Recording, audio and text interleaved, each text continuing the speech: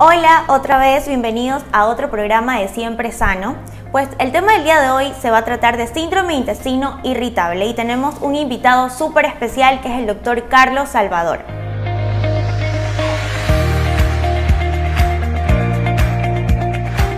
Bienvenido, doctor. Hola, ¿cómo están? Mucho gusto. Muchas gracias a Siempre Sano por la invitación a este espacio. Bueno, como el doctor es el especialista, vamos a preguntarle a él cuál es la fisiopatología de esta enfermedad o de este síndrome y vamos también a preguntarle cuál es el concepto y cuáles son los síntomas de esta enfermedad. Sí, bueno, primero que tenemos que recalcar que al ser un síndrome es un conjunto de signos y síntomas. Los signos es lo que el médico ve y los síntomas es lo que el paciente refiere. Nosotros para poder catalogar este síndrome de intestino irritable, tenemos que decir que es una afectación bastante común en la que existen dolores abdominales o molestias más o menos 3 veces al mes por más de 3 meses. Entonces primero lo encasillamos de esa manera. Y doctor, una pregunta, ¿cómo nosotros podemos o el paciente puede saber que padece de este síndrome? Bueno, esta es una enfermedad bastante común como lo mencionaba, más o menos afecta en una relación de 2 a 3 respecto a las mujeres, siempre las mujeres tienen ese componente. Así es. Está acompañado muchas veces con problemas en la evacuación. Algunos presentan problemas de estreñimientos y otros problemas de que las heces son bastante continuas sin llegar a ser diarrea y así más o menos. Ahora bien, eso tiene un componente psicológico bastante marcado. Como lo vamos a mencionar posteriormente. Sí, interviene el estrés también, ¿verdad? Interviene el estrés, sí. Entonces, si nosotros hablamos de etiología de las causas, es multifactorial.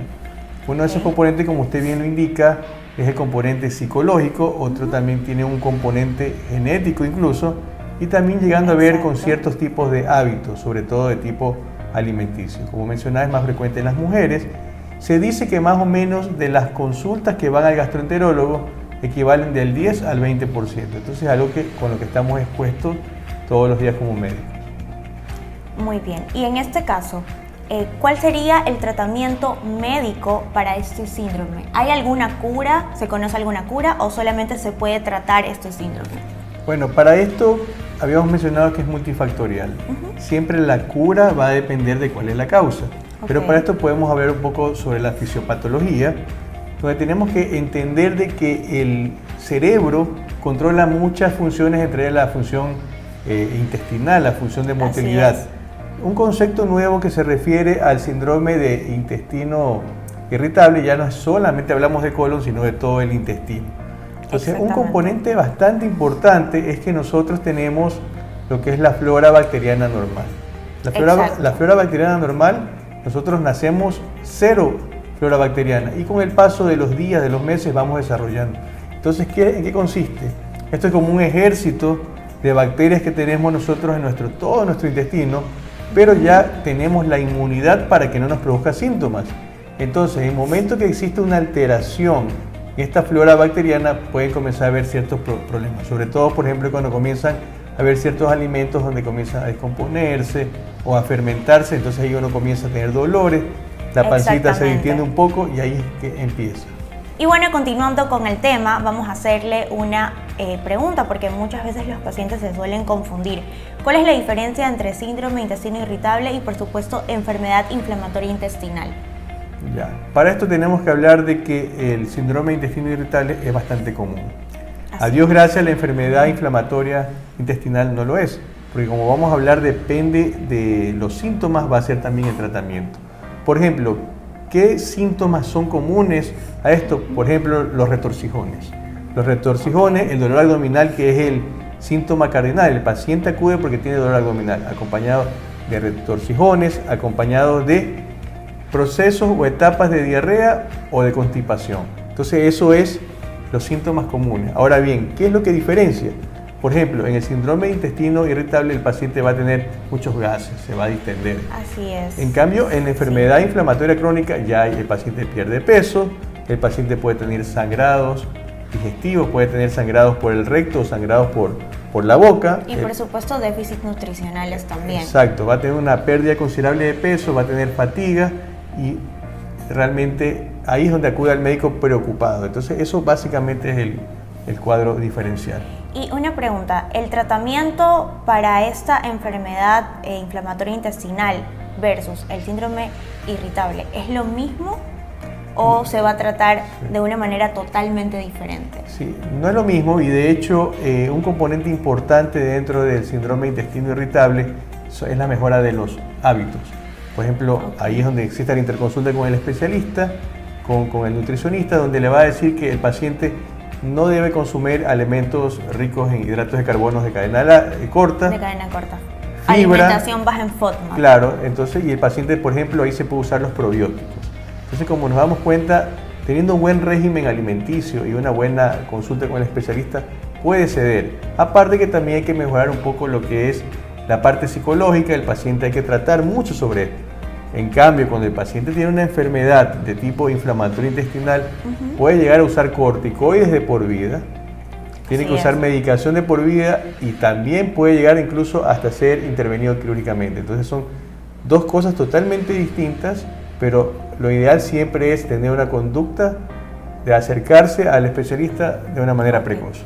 Hay una pregunta que mucha gente me la ha hecho también en consulta y también en redes sociales, y es que si cuando alguien tiene o padece síndrome de intestino irritable, ¿puede transformarse en una enfermedad de intestino irritable, una enfermedad, inflamatoria del intestino, o no puede haber esa transformación?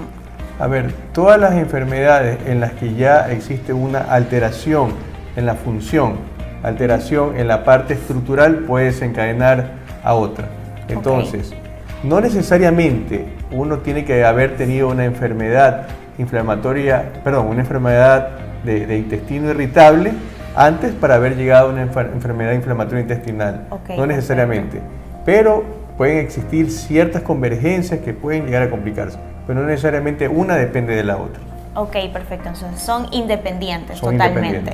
Ahora yo voy a también hablar sobre el tratamiento médico nutricional, porque es muy importante que vayamos a la par del médico tratante y por supuesto de la nutricionista o el nutricionista. El tratamiento nutricional para este tipo de síndrome de intestino irritable se va a utilizar el protocolo bajo en FODMAP y también una dieta antiinflamatoria, porque por supuesto el intestino está sometido en una inflamación constante o inflamación crónica. ¿Qué significa esta alimentación baja en FODMAP? Como dijo el doctor aquí presente, significa que es una alimentación baja en carbohidratos fermentables de cadena corta. ¿Cuáles son estos alimentos bajos en carbohidratos fermentables o de cadena corta? Son los alimentos que voy a nombrar a continuación. Es el ajo, la cebolla, los lácteos. Los lácteos es muy importante retirarlos de la alimentación porque tienden a inflamarnos el intestino, peor cuando ya padecemos de un síndrome de intestino irritable o una permeabilidad intestinal. También es muy importante quitar el gluten de la alimentación, conocido como trigo, cebada, centeno. También algunas frutas que van a fermentar nuestro colon, como por ejemplo la manzana, la pera, y por supuesto limitar el consumo de edulcorantes no calóricos porque puede ser muy irritante para nuestro intestino e inflamatorio también, y por supuesto polialcoholes como por ejemplo el eritritol. A continuación vamos a responder las preguntas del público y la primera pregunta es que si cuando se padece este síndrome de intestino irritable se puede consumir pan. Doctor, ¿usted qué opina acerca de esta pregunta? ¿Cuál es su respuesta acerca de esta pregunta? Todos los alimentos que son ricos en harinas blancas, como son los panes, como son las empanadas, como son los fideos, no deben consumirse. Sí, principalmente porque estas contienen gluten y el gluten, como les digo, es inflamatorio, peor cuando ya tenemos una disbiosis intestinal, un intestino permeable o un síndrome de intestino irritable. La siguiente pregunta es que si se puede consumir carnes rojas cuando padecemos de este síndrome de intestino irritable. Claro. La recomendación es disminuir las carnes rojas, no solamente por este tipo de enfermedades, sino también por un estado saludable general. Preferible comer pollos, pescados, incluso disminuir lo que son los pescados azules. Claro, exactamente, o los pescados grandes por su alto contenido de mercurio, metales pesados. Bueno, con respecto a la carne, como siempre les voy a vivir diciendo, cuando hay una disbiosis intestinal, un intestino permeable, no se puede consumir alimentos inflamatorios o que sean alimentos que requieran de una digestión complicada. En este caso la carne es muy difícil de digerir, entonces se recomendaría no consumirla. Ahora, no es porque la carne sea mala, en sí son las carnes como los embutidos, que eso sí están certificados y también evidenciados que pueden tener el riesgo de contraer cáncer. Pero más que todo para las personas que tienen disbiosis intestinal, permeabilidad intestinal, síndrome de intestino irritable o también incluso enfermedad inflamatoria intestinal, no se recomienda el consumo de carnes rojas.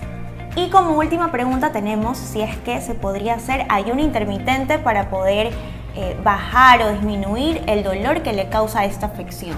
Desde el punto de vista médico y sobre todo yo lo pondría desde el punto de vista quirúrgico, si una persona tiene un ayuno intermitente, ¿qué es lo que sucede? La vesícula puede comenzar a trabajar más. ¿Por qué? Resulta que cuando te alimentas en exceso o cuando no te alimentas comienza a trabajar más en movimientos esto y va a producir tipo de inflamación porque está todo en continuidad. Vesícula, páncreas, intestino. De ahí de su punto de vista como nutricionista. Siempre les he dicho que no es que, vamos a decirlo como ayuno, pero lo normal que una persona debe esperar de consumir alimentos de un día a otro es de 12 horas. Esa es mi recomendación. Si consumes alimentos a las 8 de la noche, espera un transcurso de 12 horas y consume alimentos al día siguiente a las 8 de la mañana para que también tu organismo pueda descansar. Recordemos que los órganos tienen ritmo circadiano. ¿Qué quiere decir esto? Que tienen horarios.